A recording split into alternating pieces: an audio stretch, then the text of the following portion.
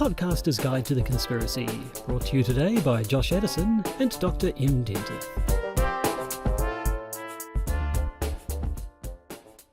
Hello and welcome to the Podcaster's Guide to the Conspiracy. I am Josh Edison, and actually sitting next to me once at a again, socially distant, appropriate spacing, is Dr. M. Dentith. Far enough away that I could not reach over and slap you roundly about the face, but I could stand up and do that with no difficulty, but I won't, for reasons of hygiene. And not because Josh is not able to get revenge on me for last week's fiasco of an episode due to that court case we just went through. If by fiasco you mean comedy gold. Someone did mention to me that you're very long-suffering. There was just one or two spots where I was trying to get a point out, and you had a very funny thing to say. See, the that thing was is, mostly only funny to you, but that's all right. I don't really remember much of that podcast at all. Well, you didn't remember bits of it as we were recording it. I know, that's why. So I haven't watched the video version of the podcast, but no, the fact the fact that we do the preamble bit twice, I put that in at the end, so that, and actually I think that's actually the better take. I probably should have put that one in and left the other one out, although it would make no sense since you keep on talking about the fact that we have talked about this. I don't care whether we've talked about it, I'm talking about it again. Anyway, we're going to revisit it anyway, because in the preamble of last episode I made a little bit of a mistake, an embarrassing mistake on my part. And you weren't drunk at all. I don't even have that excuse. No, last week I talked about how for the first time ever, I was the one being a guest on someone else's podcast and not Em. And wouldn't you know it, I got the name of the podcast wrong. All the way through I kept calling it invalid argument. It is, of course, a legal argument.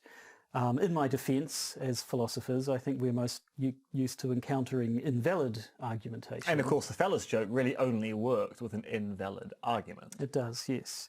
So an illegal argument in a philosophy sense, I don't know. Certainly, I'd be interested to see one, but I don't know if they actually exist. I'm actually now thinking about a whole critical thinking course about legal argumentation. And then bringing in, of course, this argument's illegal. Thank you. I resigned 3 hours ago, so I'll just leave now. Yes. Anyway, so the podcast I was on was Illegal Argument, featuring a bunch of wonderful people. Mark is the only one I actually knew beforehand, and since I'm absolutely shit with names, I haven't remembered anybody else's who I recorded with, but they're all lovely people, and you should go and listen to them. Now, of course, because we can't allow Josh to have any moment of fame, I would like to point out in the last week I've done 8 media interviews on COVID-19. Is that specifically because of the David Farrier thing, or is it just because you're New Zealand's spokesperson? I think it's actually due to other experts in my field going, if you want to talk to someone local, talk to this particular person, and also a whole bunch of them are people that I've corresponded with in the past. So, I mean, I've been on the panel before, which is kind of ironic because I had spent a lot of time on Twitter talking about how the panel's a really, really terrible staple on RNZ. And now I've been a guest on it twice. So, you know, hypocrisy always wins out. Yes. And yes, I'm basically in people's phone books now. Well, there you go. And good people's phone books, not just the bad people. So what is it? Radio, print, been on the telly? Not TV as of yet. Haven't had any inquiries from the world of TV. That's all I'm going to say. Doing the side down. Of course, Russell Brown doesn't have a TV show anymore, otherwise I'd definitely be on that one. Well, there you go, yes. Yeah, so you've been jet-setting around the country. Well, actually, no, I've you've been sitting in one spot, I assume. Jet-setting your voice around the country. In my room. It's actually the downside when I did the Detail, which is RNZ's podcast, which also gets broadcast on RNZ. They would like to have recorded in studio, given I'm in Auckland, they record in Auckland, but they're not allowing guests into studio at this particular point in time. Otherwise, I would have had an excuse to actually be in a recording booth. Instead, I recorded it on my phone. Although it does turn out that these lapel mics we use can actually be used with a phone quite effectively, and it does make it sound a whole lot better than spending your entire time kind of doing that weird dance with a big phone. Oh, well, there we go. Now, to this week. It's the second in our installment. We're going with Conspiracy Theory Masterpiece Theatre. I think we I are. like that, yep. Second installment of Conspiracy Theory Masterpiece Theatre, where this week we'll be looking... Now we did Charles Pigden last week, I think. So this week, I want you to hit me with a new paper, and it better be seminal. I'm expecting a huge amount of seminality from this paper. It better be so seminal that I won't know what to do with myself. Well, believe me, Josh, when we think about the importance of this paper, it is one of the most erect monuments in the philosophical literature on conspiracy theory. It's produced a large amount of seminal work in its wake, so you could say it's kind of the font of seminal work coming out of the philosophy of conspiracy theory. And of course, it is none other than Brian L. Keeley's Of Conspiracy Theories. Let's talk about it now. Yes, let's.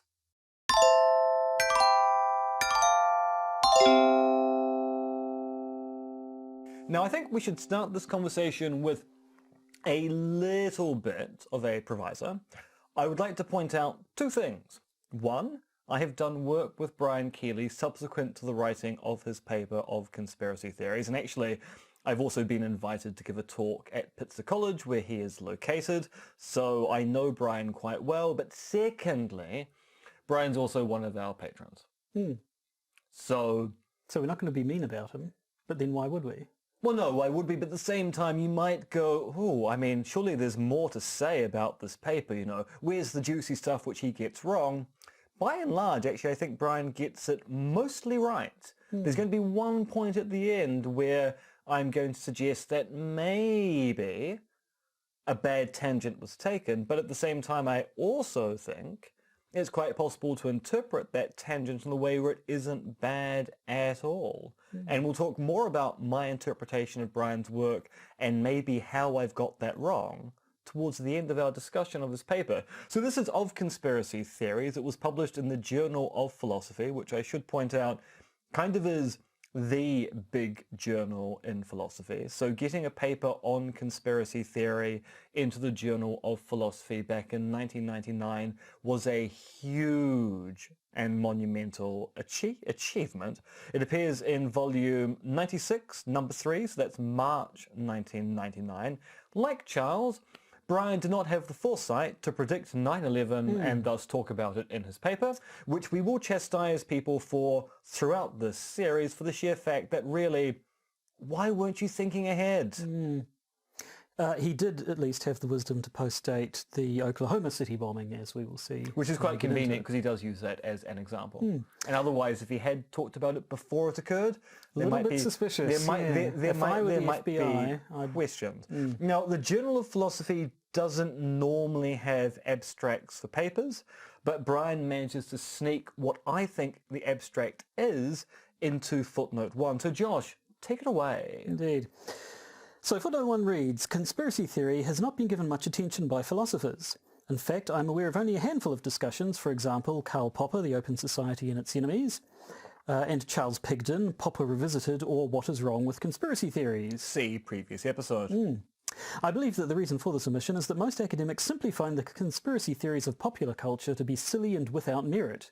I believe, however, that it is incumbent on philosophers to provide analysis of the errors involved in common delusions, if that indeed is what they are. I offer this paper in the spirit of Philip Kitch's work on the philosophical difficulties of scientific creationism, abusing science, the case against creationism. And that makes sense to me. That's basically where he also talks about Hegel as well, doesn't he? Hegel's work about miracles. He's doing a similar thing in that regard. Yeah. Actually, before we start, just for those of us who don't know, Brian L. Keeley, quick, who is he? Where does he work? So Brian L. Keeley is a philosopher of philosophy? a philosopher of professorship at Pitzer College in Claremont, LA. He's a professor of philosophy at Pitzer College in Claremont, LA. I've been to Claremont. I gave an invited talk there on conspiracy theories back at the end of 2017. Brian does a lot of work basically around the philosophy of the brain. I should actually use the proper term here, but I also know it's not neurology or neurolinguistics, and I'm completely blanking on the actual way to talk about philosophy of neuroscience, which is probably actually the way to talk about it anyway, truth be told. And basically has a very, very good position at Pitzer College, writes excellent work. I know this because I co-wrote a piece with him in the Rutledge Handbook of Applied Epistemology, which came out at the end of 2018, which is a look at the current state of the philosophical literature on conspiracy theory. He is, as the British would say, a good egg. Well, there we go. So, his paper begins. It's in 6 sections. Section 1 basically being the introduction. And I must say, after reading Charles Pigden's one in our last installment, I was sort of struck, oh, okay, right, this is the stuff that we've been talking about for the last 5 years. And after reading this one, it's like, well, this is exactly the stuff we've been talking about for the last 5 years, because it gets right into the epistemology of it. Yes, and arguably, almost all the work in the philosophy of conspiracy theory that has come out after Charles and Brian's papers is basically footnotes on the work they've done. So Charles argues that we should all consider ourselves to be conspiracy theorists, and there's nothing wrong with conspiracy theorizing. Brian argues that there's nothing inherently wrong with something being a conspiracy theory.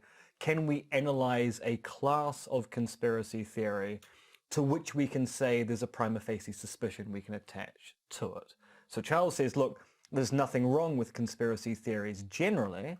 And Brian goes, but here's a set of conspiracy theories that when you hear them, you actually might have a rationale for going, maybe not. And basically all the work subsequently has been working through that particular idea of conspiracy theorizing isn't bad. How do we work out when to believe them and also when not to believe them? Now, as a complete non sequitur, as I said that, I realised that yesterday was my wedding anniversary. Went out for dinner, had a lovely time. The thing about my wedding anniversary is that our very first episode of this podcast ended up getting uploaded on the date of my wedding anniversary, which means that yesterday was the sixth anniversary of the first episode of this podcast. And if I'd thought of that at the time, probably would have said something at the start of the episode. Well, there you go, 6 years. Yeah, now, you know, I just don't even track these things. Well, so no. Congratulations to us. Cheers, podcast. Cheers. Mother's milk. You're celebrating with the drink of your people. Yep. I celebrate with the drink of the Scottish people, which I'm not related to. So right early on in the paper, do we call him Brian? Do we call him Professor Keeley? You can call him Brian. Should I call him Brian as well?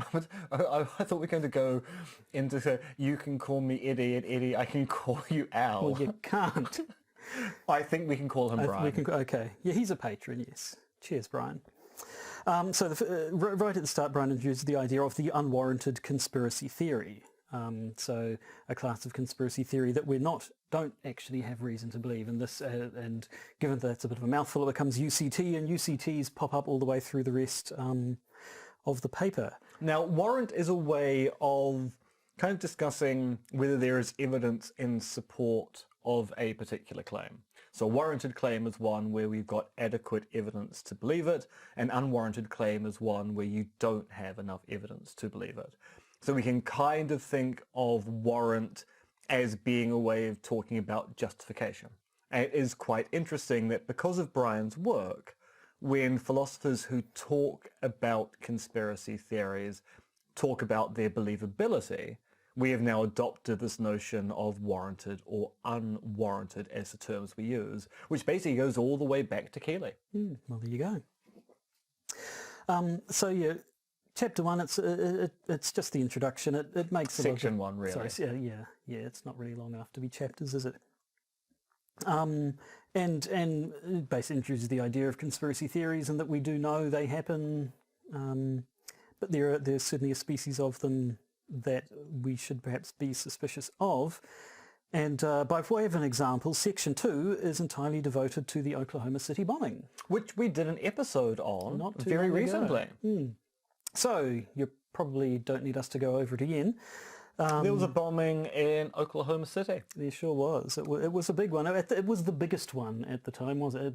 Prior to 9/11, it was the largest loss of life from any terrorist act within the United States. It wasn't outside I can't even say outside terrorism. No. It wasn't outside terrorism. It was your bog standard white militiamen. Thoroughly domestic, yes. And so it sort of goes through the details of it, which we talked about just recently, and then of the conspiracy theories around it, and so having used that as a good example to show exactly the sort of thing he's talking about in a way that made sense, because obviously this was only 3 years later. The events were 3 years into the past when this paper was published. So section 3 goes on with a bit of the old definition. We like a definition.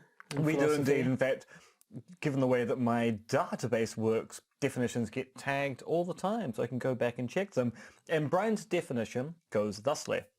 A conspiracy theory is a proposed explanation of some historical event or events in terms of the significant causal agency of a relatively small group of persons, the conspirators, acting in secret. Note a few things about this definition.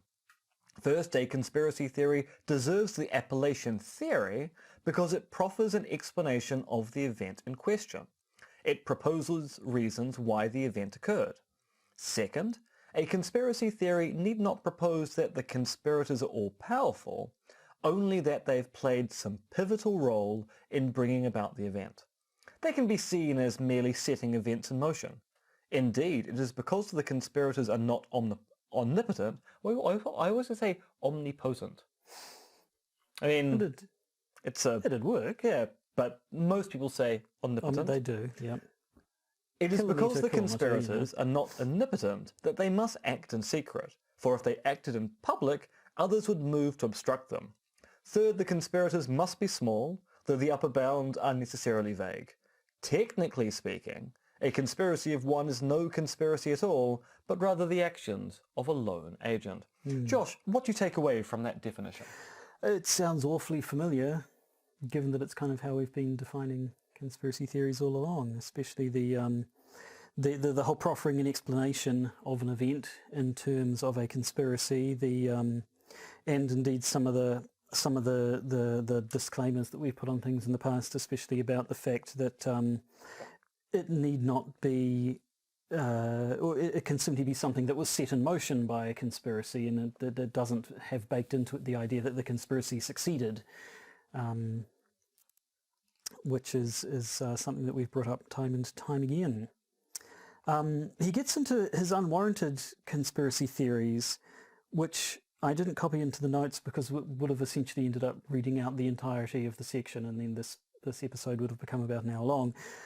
His criteria for what counts as an unwarranted conspiracy theory were quite numerous, I found. As I was reading through it, I was like, is he being a bit too strict with his definition here? It seems very, very, very, very prescriptive and a very narrow definition of the sort. I mean, obviously, in the past we've had problems of saying conspiracy theories in general have these conditions attached to them, and we think that's wrong, and quite fair enough. He's specifically talking about the sorts that you should be suspicious of, but there are a bunch of the criteria that I thought, is he going a bit far? Is it almost? I mean, on one level, what Brian's doing is kind of groundbreaking. So he's carving up the conceptual landscape. It's one of those terms where I'm not entirely sure whether I approve of myself talking about carving up the conceptual landscape, or whether it's the worst thing I could possibly say, because it does sound a bit pretentious, but at the same time it also describes exactly what people do when they're doing conceptual analysis, which is working out extents and exclusions based upon the way that definitions work and applying them. So in doing that, given there's no prior work, it kind of does make sense. There's going to be an awful lot of detail trying to capture an idea when no one else has done it. And of course what Brian is interested in is the types of evidence which get used in support or used to dismiss particular conspiracy theories. So he starts talking about things such as errant data, which is data which is errant, that is to say it is not accounted for by one explanation, but is used by another. And a common argument about conspiracy theories is that they don't use the evidence the official theory relies upon. Instead, they use data which is errant to that particular theory. And you have data which is contrary, so it doesn't contradict it, but it is kind of awkward for the official theory, or data which is actually contradictory. If you believe this particular bit of datum, you can't believe the data that supports the official theory. And so it goes through that kind of minutiae, kind of cranking through things to point out how evidence is used and abused. Fair enough then. So season four, God, I can't even get I'm thinking too much television. Section 4, need to lay off the Netflix. Section 4 is the guts of it, a lot of it, I think. That's the philosophical, technical term, I believe, where he goes into two sort of aspects of these unwarranted conspiracy theories. One, the attractiveness of them, because he points out, people, these don't just get dismissed. Some of them have a long history, some of them have a long following. They are very attractive things for people to believe. But also shows how some of the features of unwarranted conspiracy theories, which makes them attractive, actually explain why they're flawed in the first place. So that errant data was the first place he goes to. Yes, and then he talks about unfalsifiability, which is one of those things that people use against conspiracy theories all the time. But as Brian points out, the fact that conspiracy theory is unfalsifiable isn't necessarily a problem, is it? No. So, for the errant data, his main thing is that there's always going to be errant data. I forget where the quote comes from, but he talks about the phrase, "No, not all data are true." The fact that he uses data as a plural and not a mass noun shows he's a proper academic. So good on him. See, I just don't care about that kind of thing anymore. In the same respect that sometimes I care about whether it's phenomenon or phenomena, and then I go do, and nothing matters anymore. Doesn't matter anymore. Yeah, so the fact is that for any set of data, some of it's probably actually not going to be right. Yeah, so it happens to be the case that President JFK, or even just John Fitzgerald Kennedy. I don't think it was ever called President Probably not. JFK. President Kennedy, yes. Yeah, President Kennedy was wearing socks of a particular colour the day that he was shot in downtown Dallas. No explanation, as far as I'm aware, thinks that the colour of JFK's socks are important. But you could imagine someone going, wow, normally the president wore a light blue sock when he went out, and yet when he arrived at the morgue, his socks were grey.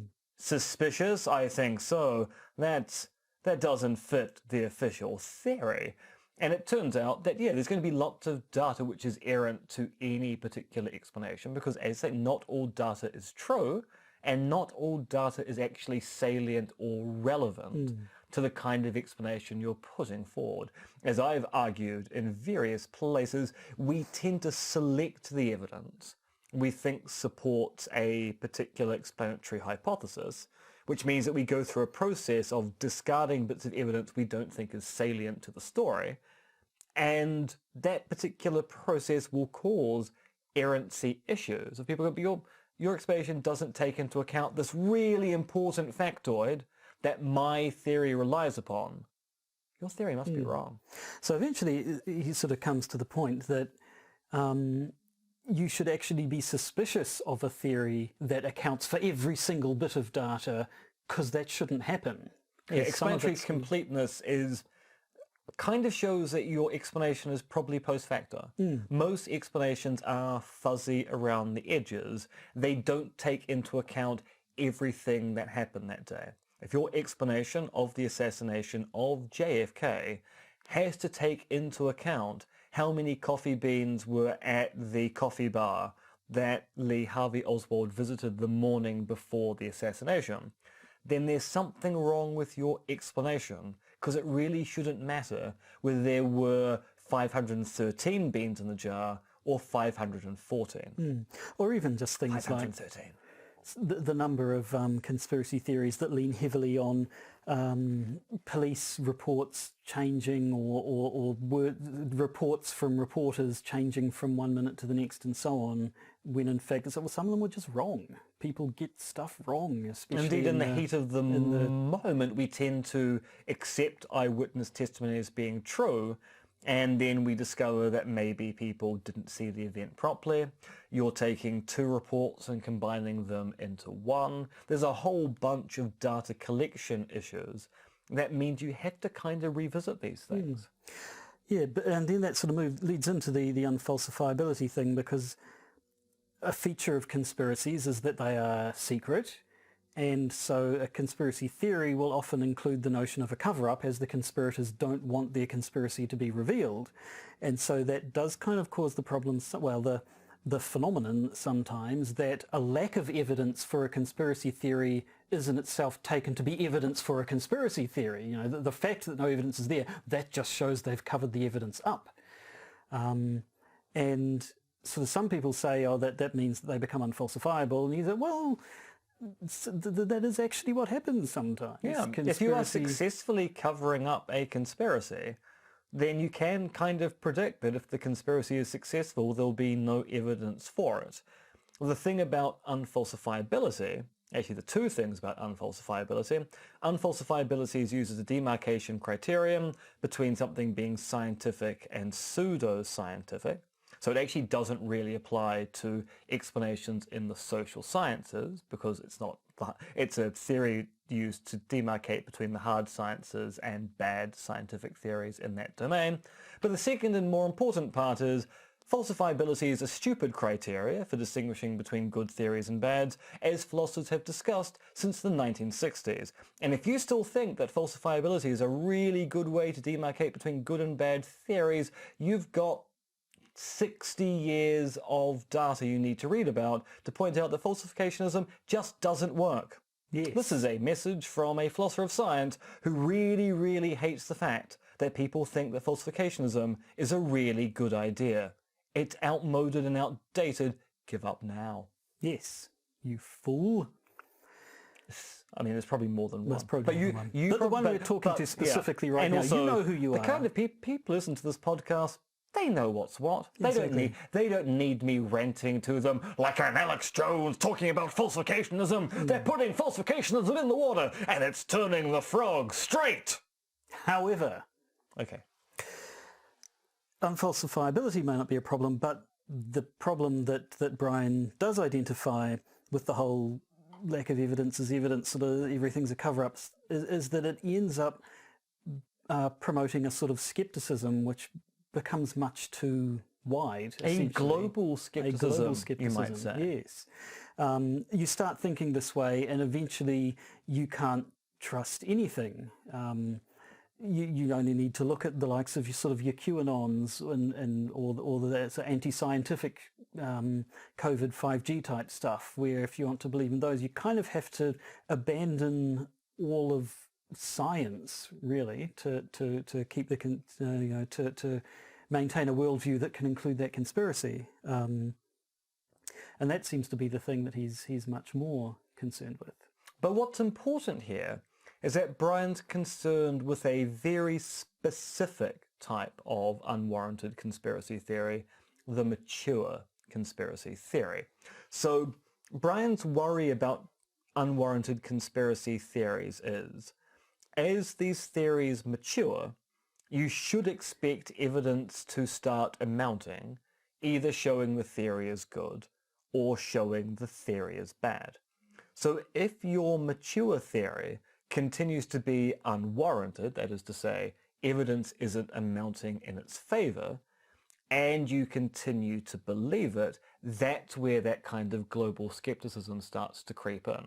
It's a consequence of holding on to a theory where evidence hasn't actually piled up in support of it.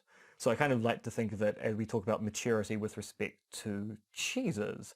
If your conspiracy theory stinks because it's really old and no one wants to touch it, then maybe you should give up belief in it, because maintaining belief in it may well lead you down that path of a skepticism of all kinds of data to maintain belief in your mature, unwarranted conspiracy theory. You heard it here first. Conspiracy theories are cheese.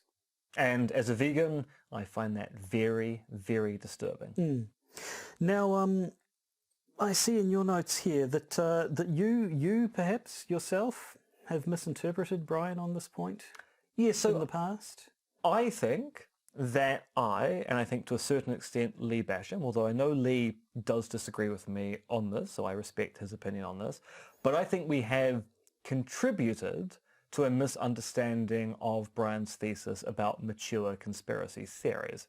Because I think, and I think this because it's actually in my first book, I kind of attack Brian for putting forward this kind of global skepticism view as a consequence of his view on conspiracy theories generally.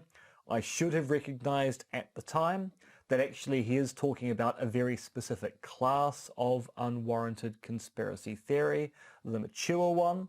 I mean, we can have a debate as to exactly when we measure maturity. It is actually Waco would be 4 years old. The Oklahoma City bombing is only 3 years old, but Brian is kind of casting aspersion upon that particular thing. I don't think 3 years is actually long enough to get to that point of maturity, but that's because maturity is a kind of vague metric. I think to a certain extent, at least the reason why I read Brian as advocating that belief in conspiracy theories leads to global skepticism, and maybe the reason why Lee has done similar, is because of what happens in the next section. Yeah, so the next section goes a bit more into the psychology of it, perhaps, and a bit more into the attractiveness of accounting for the why people like to believe in conspiracies in general, and brings up the trope that we've seen a lot of the time, which is that conspiracy theories let people believe there is more order to the world than possibly there actually is. That there is these bad things happen because there's a plan. Big occurrences have big causes, and that does not really seem to be the case. So I think part of the issue here is that there might be a bit of a code switch that occurs between the early sections and the late sections. In that, in the early sections, Brian's quite scrupulous about talking about conspiracy theories, unwarranted conspiracy theories, and mature conspiracy theories, which are long-standing, unwarranted conspiracy theories.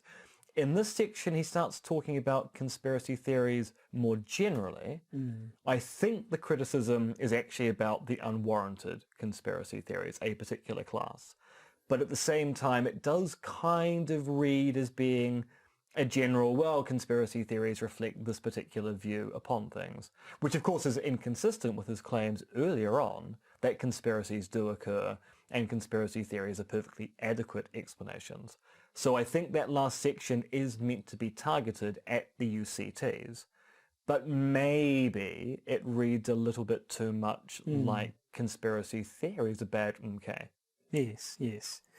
That being said, Brian and I have done work subsequently, so I very much doubt that that is a view that he would be a hardcore advocate of at this particular time. And of course, Brian, if you're listening and you want a right of reply, you've got it. And then section 6 is the conclusion of the paper.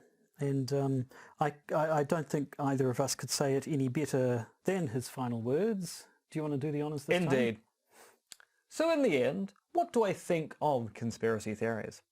My initial motivation was to present an analysis of conspiracy theories in the spirit of Hume's analysis of miracles. For Hume, miracles are, by definition, explanations that we are never warranted in believing. If my analysis here is correct, however, we cannot say the same thing about conspiracy theories. They are not, by definition, unwarranted. A good thing, given that we want to believe in at least some conspiracies, for example Watergate and Iran-Contra. Instead, I suggest there is nothing straightforwardly analytic that allows us to distinguish between good and bad conspiracy theories. We seem to be confronted with a spectrum of cases ranging from the believable to the highly implausible.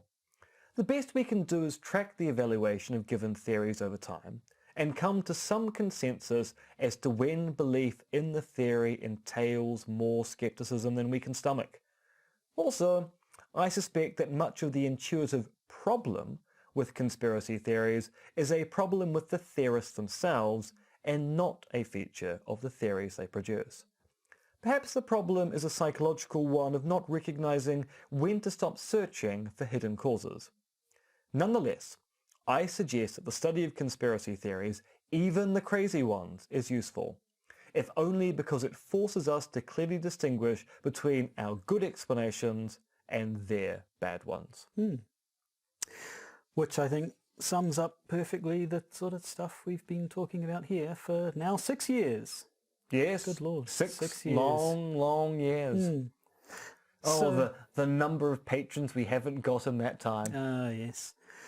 No, so I think it's in proof of the fact that you can take the boy out of the philosophy department, but you can't take the philosophy department out of the boy. I thoroughly enjoyed reading that academic paper from a philosophical journal. Yeah, it's an incredibly well-written paper, and it perfectly tracks with the work which is going on today. There's nothing old about it, apart from the bizarre example, which is only bizarre because of 9/11. Yeah.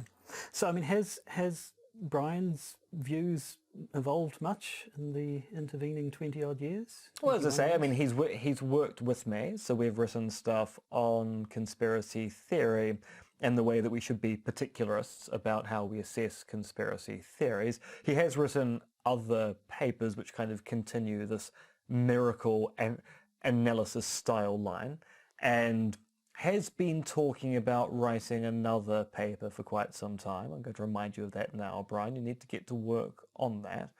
But yeah, he's still continuing along, and his views are certainly congruent with my own. And certainly whenever I write on conspiracy theory and point out the people in the literature which support my particular views, Brian's work is cited in amongst them.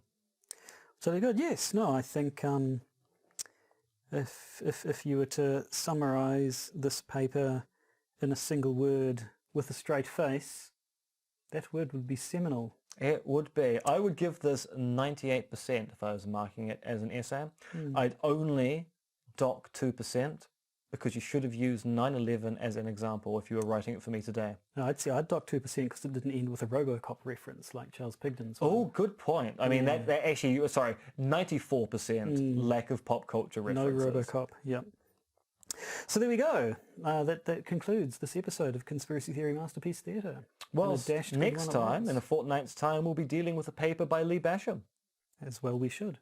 Indeed. But what happens when we get to my work? Well, yeah, that's what I was going to say. Eventually your works are going to be the relevant ones. We could do one where we get a ringer in to replace me for that particular episode. We could just sort of lock you in a box in the corner of the room as you try to shout your objections to the things we're saying about your paper. Yeah, I don't know. Gabby Johnson is right. I don't know. A problem for another time. Indeed. But in the immediate future, of course, we have the patron bonus episode to follow this one, which will be newsy as usual. We got a bit of Obamagate. I think it looks like people have settled on what Obamagate actually is, which turns out to be nice. something which is quite old. Trump and his hydroxychloroquine. Yes. Developments in the famous case of Roe versus Wade. Very, very interesting development. A UFO video from Brazil, which may or may not have been censored on the internet, and then the Hobby Lobby's Hammurabi robbing hobby reference. I so wish I had come up with the phrase Hobby Lobby's Hammurabi robbing hobby, but I did not. Someone on the internet did. But it's too good not to use. It's true. So that will be coming up for our patrons after we finish recording this episode. And frankly, I think we've finished recording this episode. Yeah. So we are going to say toodly pip, goodbye-zy bye-bye, and... Goodbye. Goodbye. Goodbye.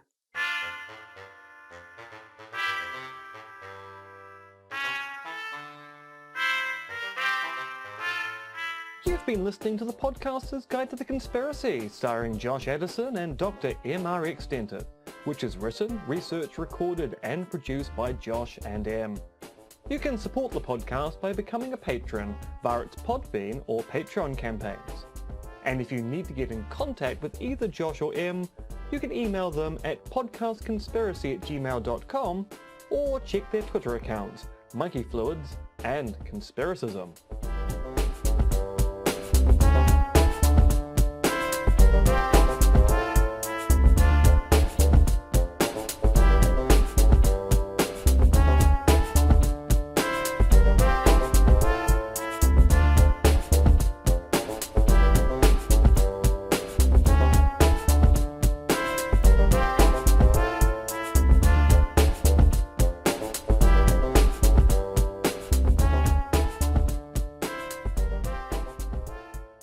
And remember, it's just a step to the left.